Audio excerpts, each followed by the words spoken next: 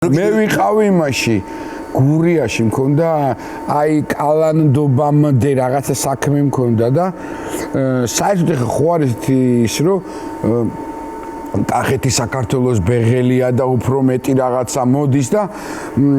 წაკითხულიდანაც და გაგონილიდანაც იმერეთიც გაჭირვებული, მაგრამ გურია ყოველთვის ყოველთვის არისო ასე ვთქვათ უფრო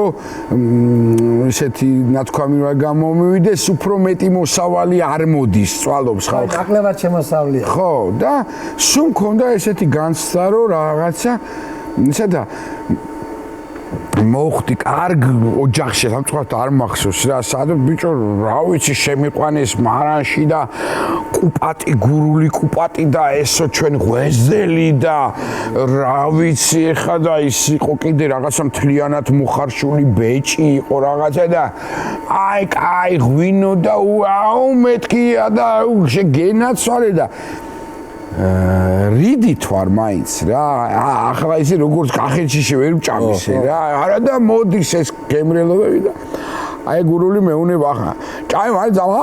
მაი ახლა თელწერი ვაგროვებთ მაგათ ეგ გავაკეთებინა